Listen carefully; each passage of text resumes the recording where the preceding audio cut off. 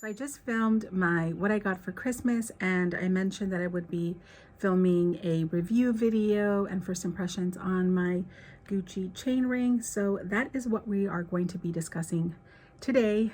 Let's get started. The reason why I wanted to film this was because I had been looking at this ring for a really long time. I'm always waiting to see if somebody's going to make a review on something when I'm looking at it or considering it, and no one had reviewed this. Gucci has really beautiful pictures. I will post over here. Obviously, they do have close-ups and really lovely pictures of it, but for some reason the perspective photo I didn't think was good, the one of the model wearing it. I will also insert close-ups of it on my hand, but that was the main reason why I really wanted to film this for you guys. So first of all, this is how the package arrived. It is insanely large, you guys, and I want to say it arrived within a couple of days of me placing the order. That is what it looked like. On the inside, I was given, I think this is like the perfect size tote. And this is the ring box, and it also had ribbon, and this is the little pouch that it came in. I just thought it was so cute. I have to be really honest, there was a point where I thought, what if there's nothing in here? Because they had kind of wrapped it in a piece of paper, but obviously it was there. But I just thought that this was the most adorable little pouch ever, and I really loved this. So that is how the ring came packaged. So number one, it is an 18 karat gold ring. It is my first fine jewelry piece from Gucci. And to be honest, you guys, I have paid more for costume jewelry. These would be example number one. These cost more. I'll touch on the price point later. The ring is true to size.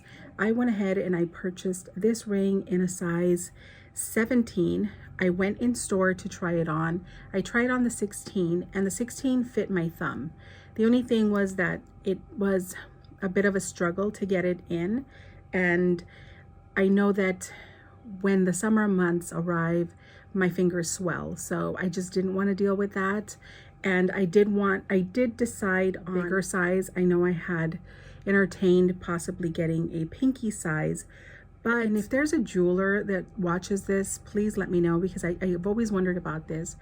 If you get a smaller ring, is the ring scaled to size, meaning they use the same amount of gold if you have like a size 4 versus a size 8, or in this case 16 versus a size Italian size 10? I really do wonder about that, but I was under the impression that if I bought a bigger size that I would get more gold, and it was that sense of possibly getting less gold that made me decide to go with the bigger size, because again, it is fine jewelry, and I love the idea of being able to wear it on multiple fingers, on both thumbs, both index fingers, and both middle fingers. But the ring does run true to size. Now, something else that I was really floored to see was that it was a lot more substantial in weight just by holding it than my Tiffany rings, and that made me love it even more immediately. I love the chain detail on there. It's really, really pretty and substantial. I would say that it kind of reminds me a little bit of my Shizo ring with regards to the chain in between the logos. I actually did weigh this ring, and it weighs, I want to say it's very close to 2 grams. And my Tiffany rings do not even register on my scale. I think it's really, really close to 2 grams because my scale kept trying to push it to 2 grams, and it kept doing 1, 2, 1, 2, but it's very close to 2 grams. Now, as far as comfort, again, this is, you guys know the reason why I love chain rings is because they're extremely comfortable, and I'm able to wear them regularly without having to take them off. It is extremely comfortable, and it's actually more comfortable than my Tiffany rings. I think that the reason why it's more comfortable is because, again, the chain is a little bit thicker. The Tiffany chains are super, super thin, and so you can start to kind of like dig in. And I would describe them, and something that I don't think I've ever mentioned, it's almost like having like crumbs in between your fingers. Not all the time, but it's that time that my fingers swell that I start to have that feeling. Not on the fingers that I have them now, but when I move them to other fingers, they are a lot tighter and a lot more uncomfortable. And like I said, this one comfortably fits in every other finger without doing that. This ring does not mark my finger. I talked about my Tiffany rings marking my fingers. Sometimes when I'm sleeping, I kind of will like fall asleep on my face, right? With my hand like on my face, and your head is very heavy. And so I have had really terrible like markings from that. So now I try to like spin it before I go to bed, because I don't like getting marks, and two, it like actually hurts. And this one, I had that happen mildly. The reason why I like this ring is because it is double-sided. And so I talked about that with the Tiffany rings. If these were double-sided and they spun, then it wouldn't look, you know, awful. But because they are not double-sided, when they spin, you know, they just don't look as nice, right? And this one, I will say, it actually doesn't spin at all. But if it did, it really wouldn't matter because it is double-sided on either side. So it's wholly finished on all the sides. And I just think that makes it a really impressive ring, in my opinion, and coming in less expensive than the diamond gold version of the Tiffany. I'm always trying to find, you know, pieces that work with my lifestyle. And so if you're a stay-at-home mom, I feel like this is an amazing ring. I do all of my day-to-day activities wearing this, and I just never feel like it is something that is bothersome or that I'm like, God, I need to take this off. I never have that feeling with this ring. So I also think that if you work in an industry where you need to wear gloves, this would also work because it wouldn't, you know, pierce out. Neither one of these would, because there is no like sharp edges, and you can easily get your gloves on and off. That is something that you do for a living, that you have to wear gloves. I think that this ring would work really, really beautifully for you as well. Now let's touch on the price point. This ring was $750. And again, we're talking about 18 karat gold. These Chanel earrings were $850, and they are just regular metal. There's absolutely nothing special about these earrings other than the fact that they have CC. That's it. I did end up selling a pair of Chanel earrings to fund these, which made the purchase very, very satisfying. I sold faux jewelry for real jewelry, and while this is a lot smaller, I do think that, you know, on a day-to-day basis, I don't necessarily need something so bold. I do love Chanel earrings 100%, and I love to have some in my wardrobe.